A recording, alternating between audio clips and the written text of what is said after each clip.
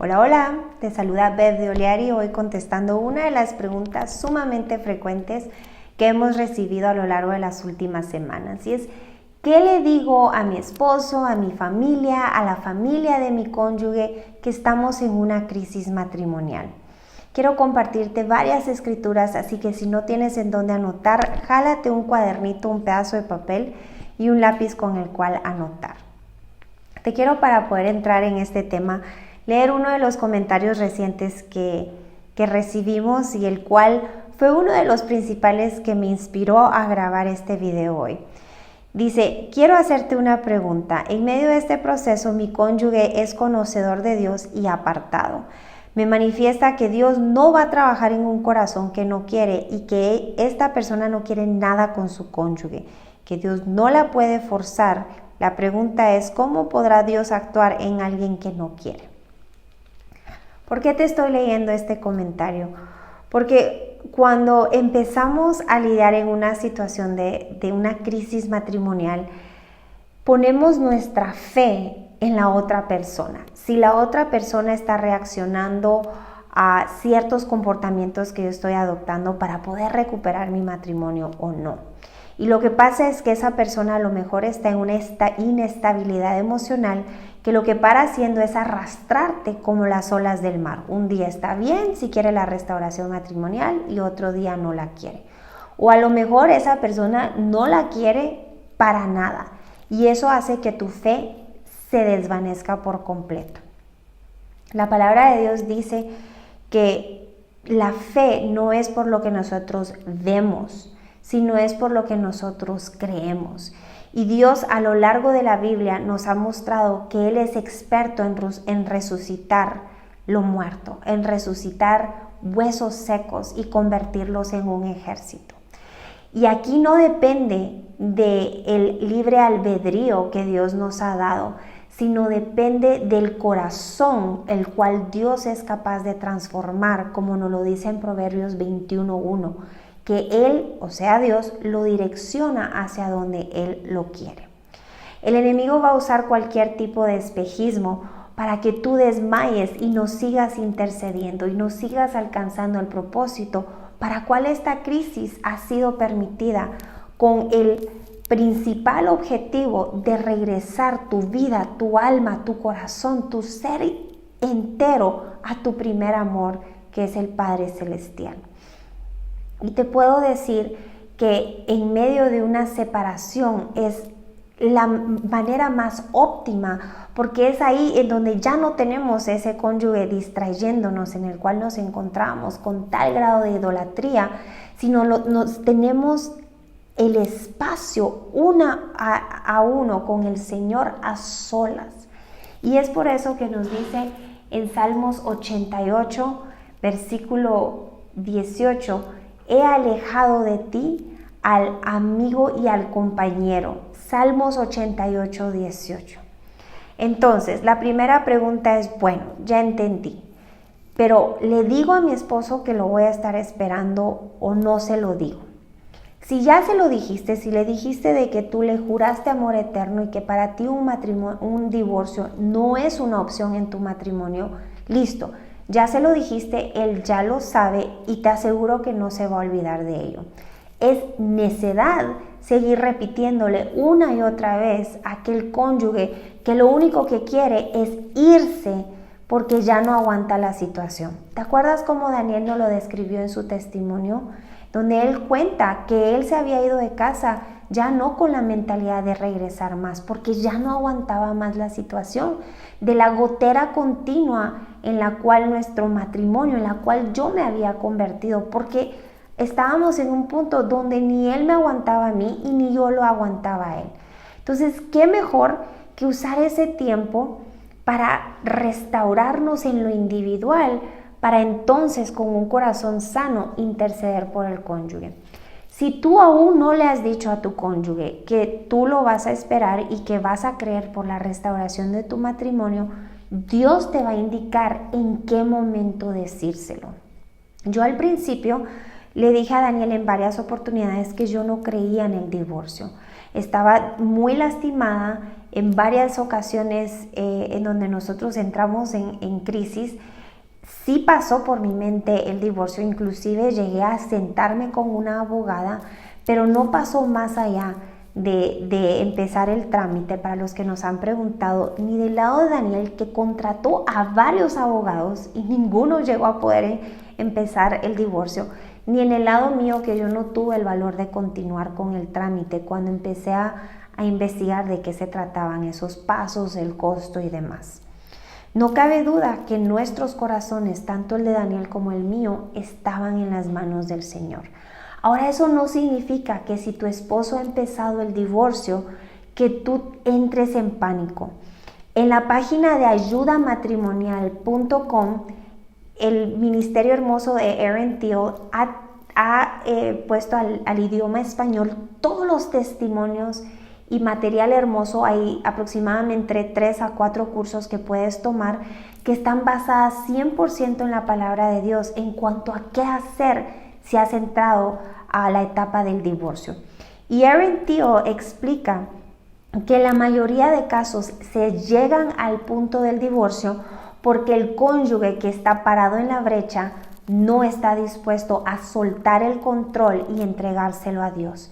Entonces, cada vez que insiste más y más al cónyuge que se ha ido de casa en querer restaurar las cosas y convencerlo de regresar, más se endurece el corazón de ese cónyuge. ¿Te recuerdas de la historia en la Biblia del faraón, quien su corazón estaba tan endurecido que Dios envió varias plagas hasta que logró cambiarlo y el pueblo de Israel pudo salir?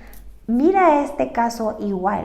Entre más tú le estás diciendo a tu cónyuge que lo perdonas, que lo amas, que lo quieres de regreso, más te va a querer él o ella comprobar lo contrario, al grado de cónyuges que se llegan a divorciar y a casar con la otra víctima, con la otra mujer, el otro hombre, no porque tal vez estén 100% enamorados, sino para comprobarle a la esposa que el amor se ha terminado. Ahora, la palabra de Dios nos dice que nosotros no nos amoldemos a este mundo. No pienses como piensa este mundo. Bueno, si el amor se acabó, de plano Dios tiene a alguien mejor para mí. Igual mi familia me está diciendo que Dios se llevó a mi esposo porque Él definitivamente tiene a alguien mejor para mí. Y yo te quiero decir que muchas personas me dijeron eso. Bev, eres joven, Dios tiene a alguien mejor para ti, alguien que realmente ame a Dios, que realmente te valore como mujer, como esposa y como madre.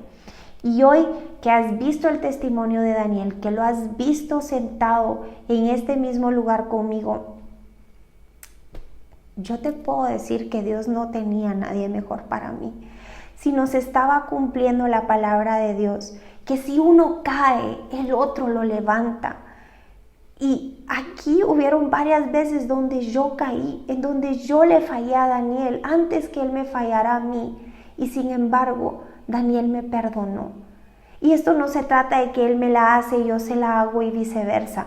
Pero somos seres humanos quienes cuando no estamos en la roca firme, estamos sujetos a caer en las tentaciones de este mundo. Tentaciones que te llevan a la muerte, que traen consecuencias terribles.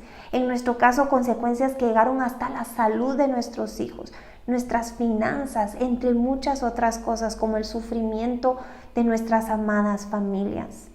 Si tu esposo es hoy quien ha caído, hemos aprendido en los 12 pasos sanadores que estemos dispuestos en amor a traerlos de regreso, pero cuidando de nosotros no caer también. No somos nosotros Jesús, un juez justo. No somos nosotros Dios, un juez justo, como para poder juzgar y decir, bueno, si se confundió, si quedó atrapado en los pies del Seol con la mujer extraña, yo ya no tengo nada más que hacer.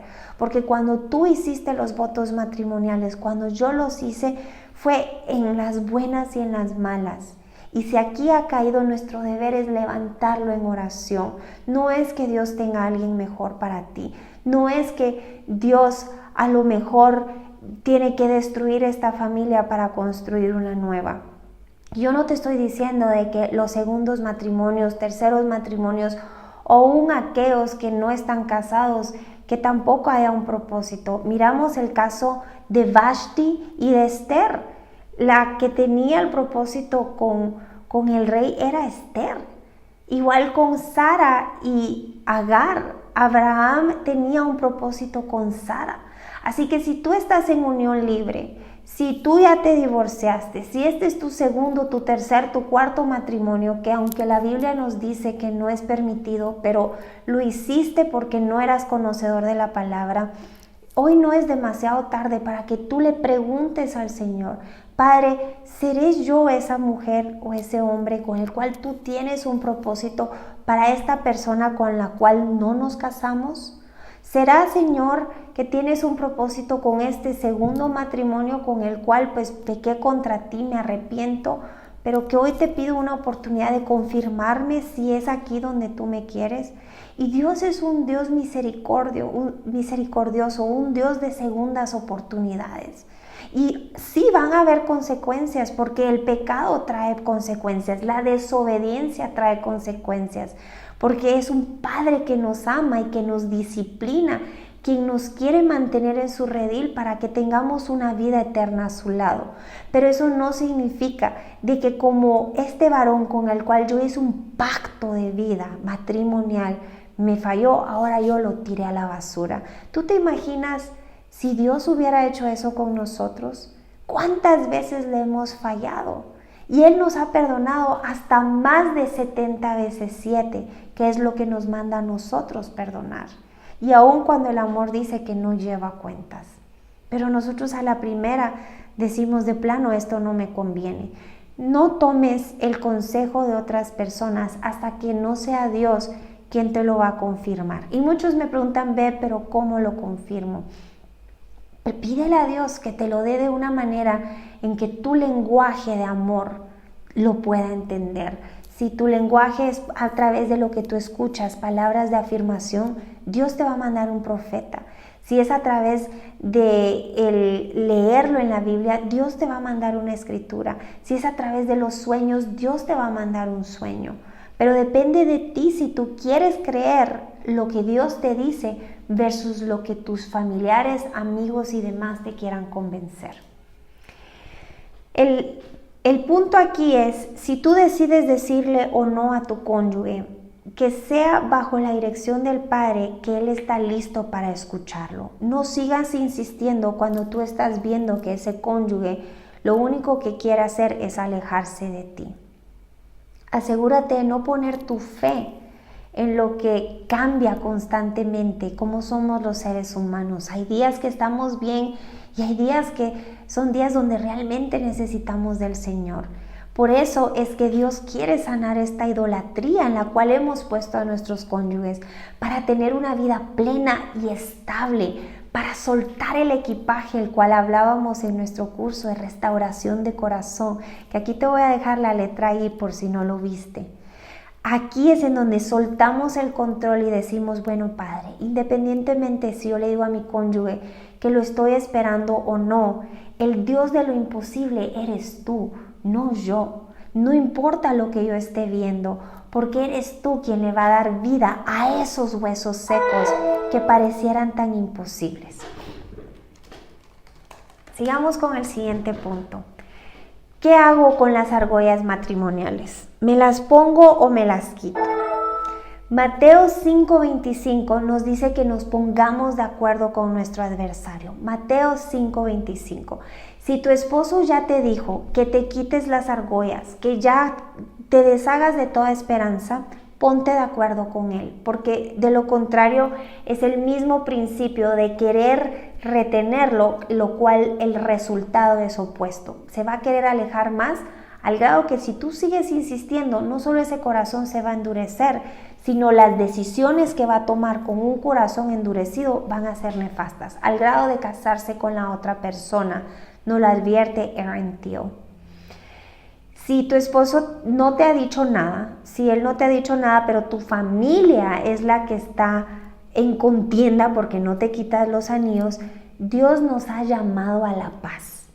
Si tú sabes que estás yendo con tus familiares y ellos no lo están haciendo por mal, porque al final yo te quiero decir algo, tu familia te ama.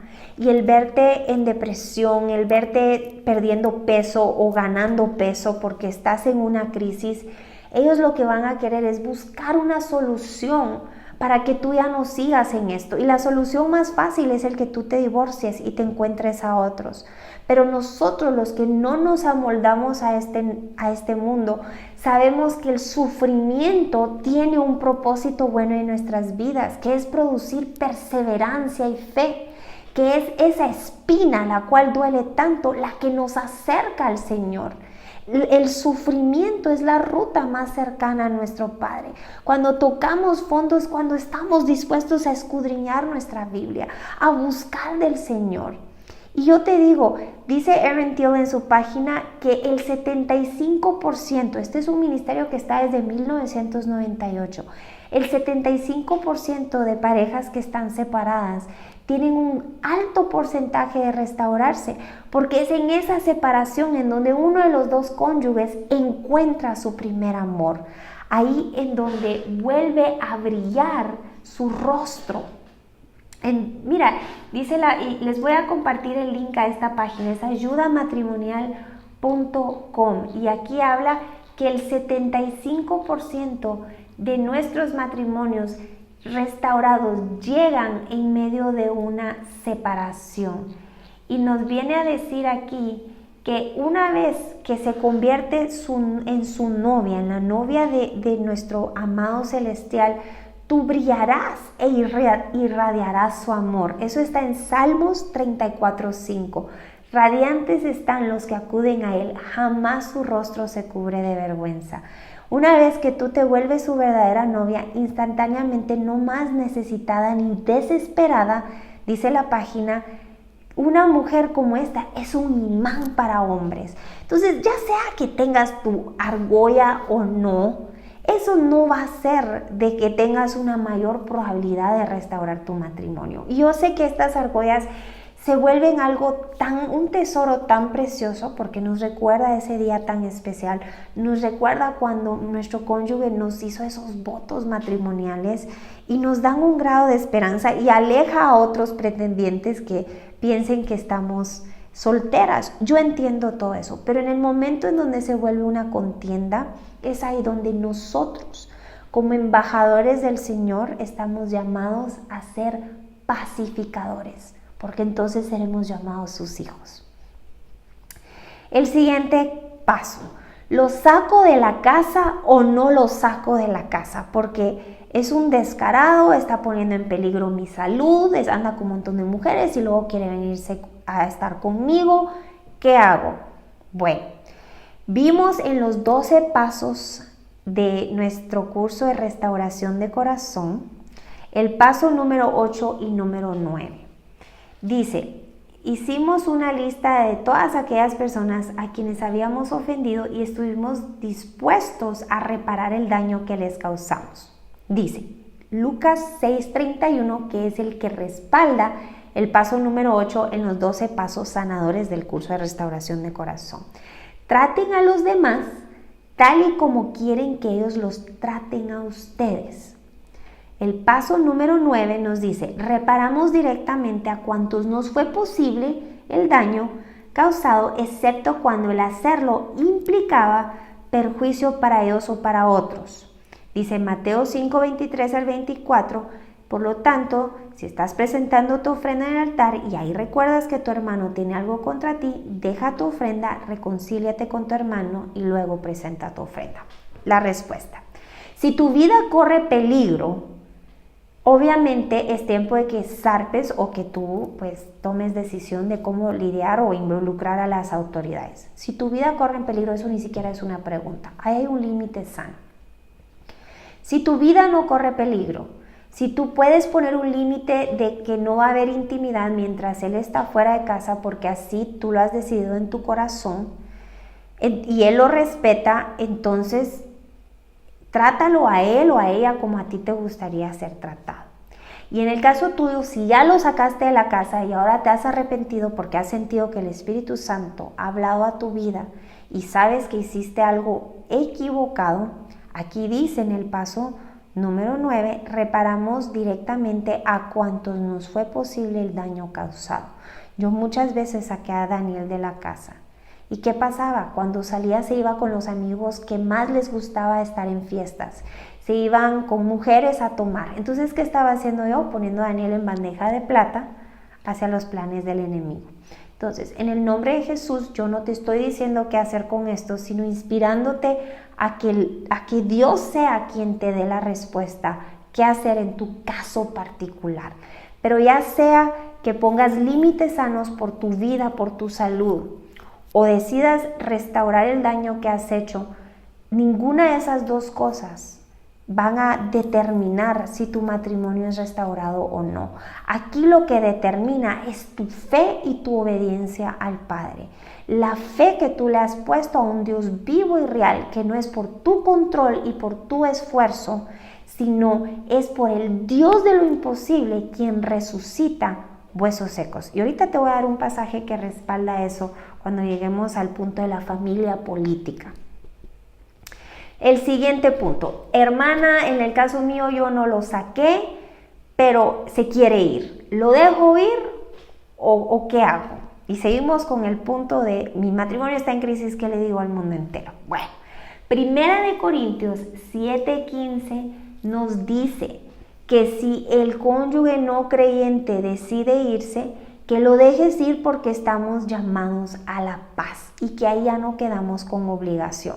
Muchos me han preguntado, ¿cómo así ya no quedamos con obligación? ¿Nos podemos divorciar? No quedas en obligación de irle a pedir perdón y a rogarlo de que regrese, sino a que se lo sueltes a Dios y que Dios trabaje en él.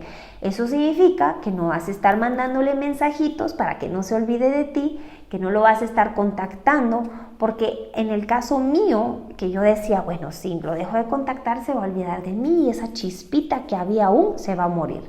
¿Qué crees que pasó? Daniel me bloqueó, cambió de teléfono, cambió de dirección, se perdió por medio año. Yo no sabía dónde estaba el hombre. ¿Por qué? Porque fui necia. Salmos 88:18.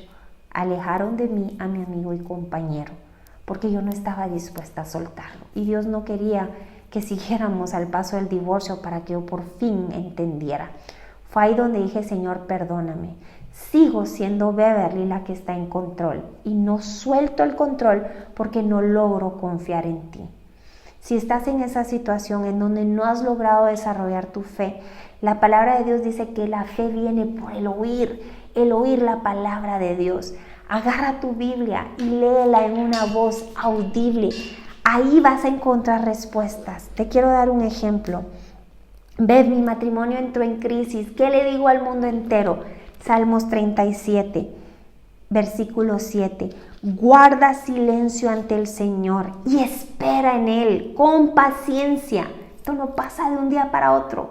Esto se ha llevado un proceso muy largo. No esperes que en el chas. Hay milagros que Dios hace de un día para otro, pero hay otros que Dios usa el proceso, porque no solo tu cónyuge necesita ser restaurado, sino también nosotros, los que estamos parados en la brecha. No te irrites ante el éxito de otros, de los que maquinan planes malvados. Refrena tu enojo, abandona la ira, nos dice Salmos 37, versículo 8. No te irrites, pues esto conduce al mal. Versículo 14. Los malvados sacan la espada y tensan el arco para abatir al pobre y al necesitado. Y aquí vamos a entrar al siguiente paso, la otra víctima. ¿Qué hago cuando me está insultando? Cuando agarra el teléfono de mi esposo, lo bloqueo, le insulto, cambio de número, ¿qué hago?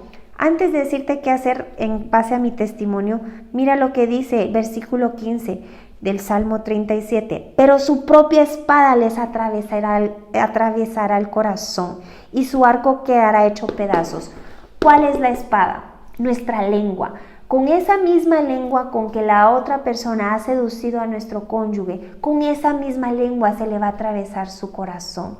Cuando empiecen a manifestar la verdadera personalidad que tienen y se cansen de fingir, cuando empiecen los pleitos y se vuelva más amarga que el ajenjo, la misma espada que trató de tensar, de ponerte en contra de ti, el arco, con esa misma se les va a atravesar el corazón. Así que si estás recibiendo insultos de parte de la otra persona, yo en mi caso no recibí insultos porque nunca la contacté, nunca la amenacé de que estaba destruyendo mi matrimonio. Al contrario, esperé hasta el momento en donde el Señor me indicó para hablarle de cuánto el Señor la amaba, pero era una vez que yo ya había sanado mi corazón. ¿Y sabes cómo sané mi corazón contra esa otra persona? Orando por ella. Orando, y hoy te puedo decir que esas oraciones el Señor fue fiel, porque ese era el propósito que tenía para esa persona. No que ella fuera un amante, sino que se restaurara y pudiera cumplir el propósito para el cual ella había sido creada. Si necesitas bloquear por la sanidad de tu mente, cambiar tu número de teléfono, eso no va a cambiar la restauración de tu matrimonio. Al contrario, la palabra de Dios dice que si nuestro ojo nos está haciendo pecar, que no lo saquemos, porque es mejor entrar al cielo sin un ojo que al infierno con los dos. Nuestra mano nos hace pecar, es mejor cortártela, no la dice la palabra de Dios. Entonces, si te está haciendo pecar y tropezar, porque tú terminas insultándola también, porque te saca de tus casillas, porque aún tus emociones no han sanado, es mejor que la bloquees. Ahora, ¿bloqueo a mi esposo o no? Una vez más, si no te están haciendo daño, si es puramente porque lo ves conectarse y desconectarse en la madrugada y estás pensando con quién está hablando, con todos menos contigo, bórralo de tus contactos para no tenerlo entre los contactos de WhatsApp. Porque al bloquearlo, y esto fue una de las preguntas que nos entró en la serie de verdadero o falso, cuando yo bloqueé a Daniel, endurecí su corazón. Daniel ni siquiera sabía que se podía bloquear a la gente en WhatsApp. Y cuando yo lo bloqueé a él, lo descubrió y adivina qué hizo. Después fue él quien me bloqueó a mí. Ahí se cumplió Lucas 6:31. Traten a los demás tal y como quieren que ellos traten a ustedes. Y no hay peor cosa que a uno lo bloqueen en las redes sociales. No sé por qué duele tanto, pero a mí me dolió muchísimo cuando miraba que mis mensajes solo entraban con un chequecito y por meses quedaban ignorados por Daniel. Si tú no quieres que tu esposo te haga eso, que tu esposa te haga eso, no lo hagas tú. Ahora, si tu vida corre peligro porque te están insultando, pon un límite sano. El siguiente punto. Ver qué hago con mi familia. Todos los días me están tratando de convencer que Dios tiene algo mejor para mí. Regresemos a Mateo 5:25. Ponte de acuerdo con ellos. Ellos no lo hacen por tu mal. Lo están haciendo porque te aman. Lo están haciendo porque quieren verte bien. Lo están haciendo porque ya se cansaron de verte sufrir, de que no quieres comer o de que te comes toda la refri entera, porque te aman. Y alguien que te ama no piensa en las consecuencias a largo plazo, sino te quieren sacar de la crisis a corto plazo. Y ahí te puedes dar cuenta de que estas personas realmente tú le interesas. Pero es que tú has sido puesta estratégicamente en medio de estas personas para que a raíz de tu fe ellos puedan ver que hay un Dios vivo. Pero eso no se da con contienda, eso no se da con decir Dios me dijo que va a restaurar mi matrimonio y punto. Porque va a pasar exactamente lo mismo que con tu cónyuge. Sus corazoncitos se van a endurecer en contra de tu esposo, de tu esposa que se ha ido. Porque van a pensar que no solo te hace daño, sino que también eres masoquista. Ponte de acuerdo, si te dicen, ay nena, usted merece a alguien mejor. Ay papito, ya esa mujer tan malvada que ha sido, búsquese a alguien mejor. Mire, yo le tengo otra persona. Dile, dame tiempo. Dios va a trabajar en mi corazón. Ponte de acuerdo. Búscate a alguien nuevo. Sí, tienes razón. ¿Y sabes qué? No estás mintiendo. Estás buscando un nuevo esposo y es tu esposo celestial. Estás buscando un nuevo amor y es tu Padre amoroso. Si te dice que te van a hacer citas a ciegas para ayudarte a encontrar otro esposo, diles que te den tiempo, que estás restaurando tu corazón. En lo que Dios termina de hacer la obra en ti y en tu cónyuge. Pero ya no estás creando contienda, ya no estás llevando la contraria. Cuando yo te quiero decir que no lo hacen por tu mal, lo hacen porque te aman. El siguiente punto es, ¿qué le digo a mi familia si aún no sabe que estamos pasando por una crisis matrimonial? Bueno, Proverbios 31, 11 nos dice que el corazón de él confía en su esposa plenamente. Y aquí no queremos tapar el sol con un dedo, ocultando de que estamos en una crisis matrimonial, especialmente cuando tu vida está en peligro. Sin embargo, no es necesario entrar en detalles. A lo mejor tu familia sabe que no están en una buena situación en tu matrimonio y tal vez no sepan lo de la otra persona.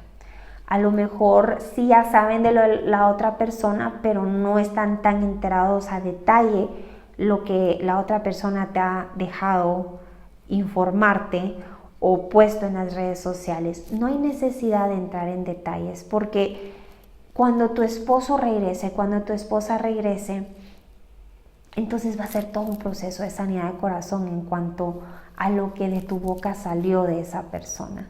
Asegúrate de ser reservada, de ser cautelosa en cuanto, ¿qué haría Jesús? Eso, cuando tienen preguntas de qué hacer, yo siempre en los correos o en los mensajes, en los comentarios, la primera pregunta es, ¿qué haría Jesús? ¿Qué haría Jesús? Jesús fue un modelo tan perfecto a seguir que yo creo que lo que siempre me recuerdo es cuando estaba la mujer adúltera que estaban a punto de apedrearla. Él no va a preguntarle, pero usted mire qué le pasó. Él va y la defiende y dice, mujer, no peques más. El que esté libre de pecado, que le tire la primera piedra. Él no va a desnudarla más. Ya de por sí estaba avergonzada. De por sí ya se sentía inmunda, sucia. No había más que hundirla. Recuérdate, la palabra dice en Eclesiastés que si uno cae, el otro lo levanta. Y nuestro rol de esposa, de cabeza de hogar, si eres varón, es exactamente hacer eso.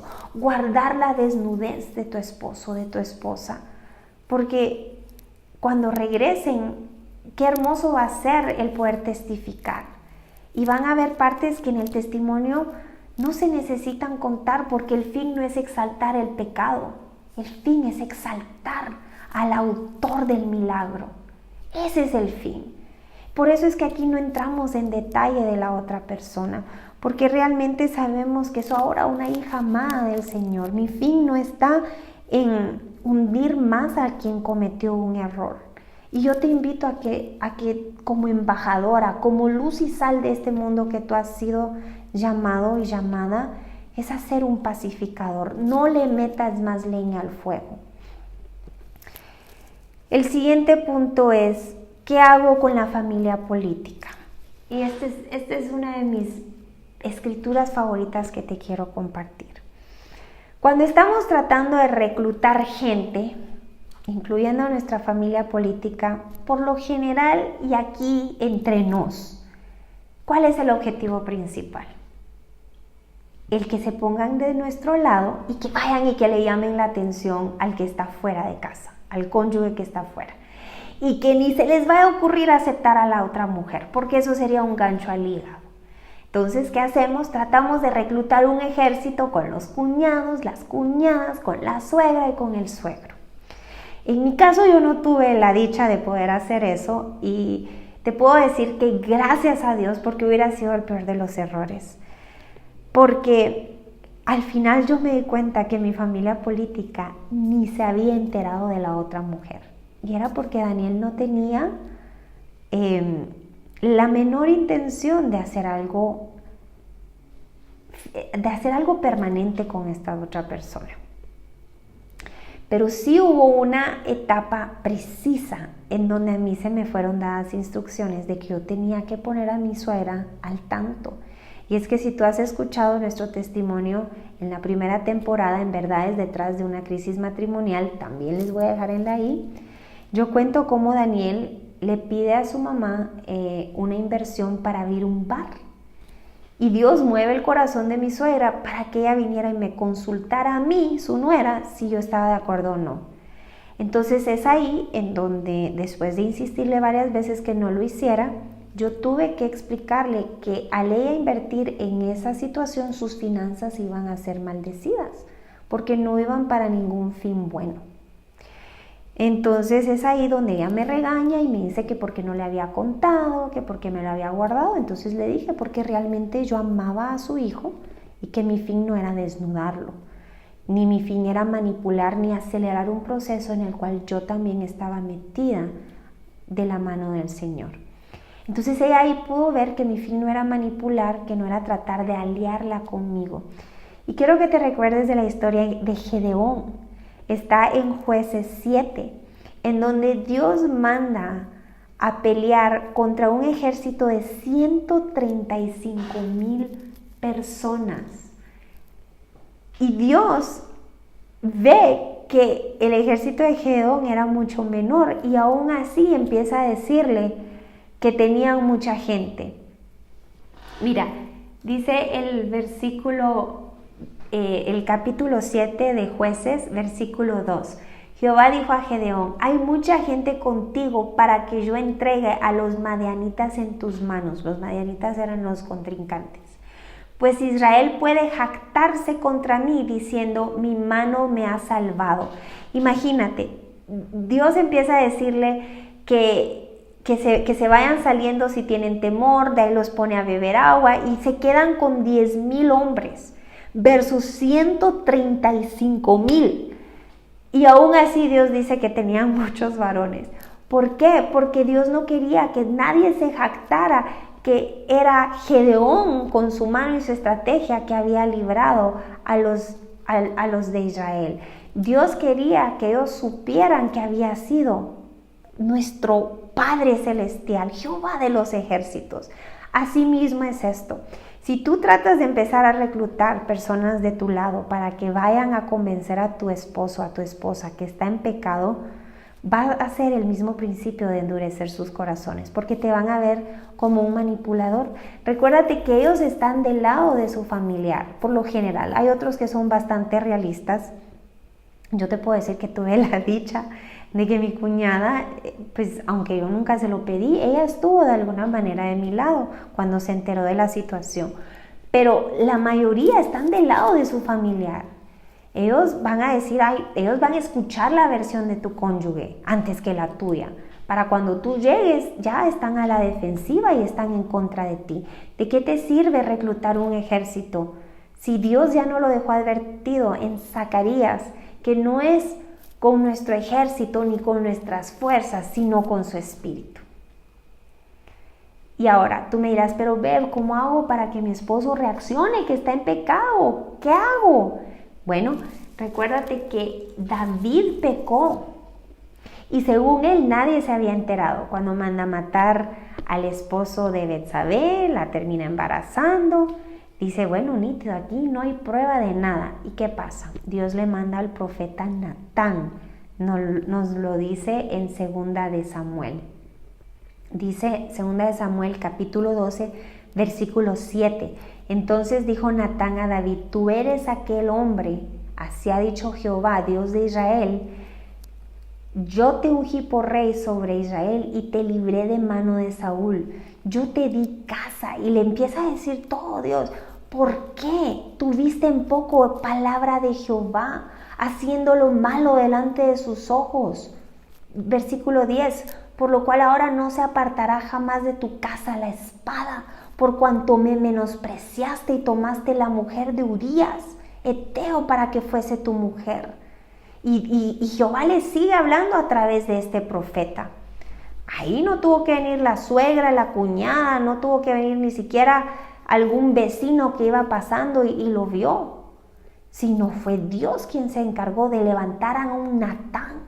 Si tú quieres que el Señor vaya y le hable directamente a tu esposo, ora que Dios levante un Natán, y Dios lo va a levantar de donde menos tú lo esperas. Te quiero contar esta parte que no lo he contado en ningún video, así que si tú te has quedado por más de 39 minutos, aquí te va el bono. Cuando Daniel estaba fuera de casa, él puso un negocio en un centro comercial donde al cruzar de su tienda había un ministerio de misioneros que venían a dar una universidad bíblica. Estas personas hablaban inglés puesto que eran misioneros y yo dije: perfecto, Señor, levanta un Natán, que cuando Daniel salga a comprar su almuerzo al food court del centro comercial, uno de estos varones los llegué a redarguir.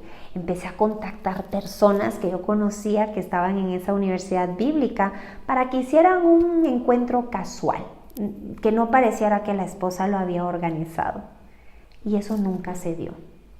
El Natán que Dios levantó para la vida de Daniel fue la mamá de la otra persona. Una mamá quien había estado parada en la brecha por su propio matrimonio y que ahora su hija estaba repitiendo un papel del lado del amante. Fue la mamá la que se encargó de recordarles que lo que ellos estaban haciendo estaba mal. ¿Qué te quiero decir?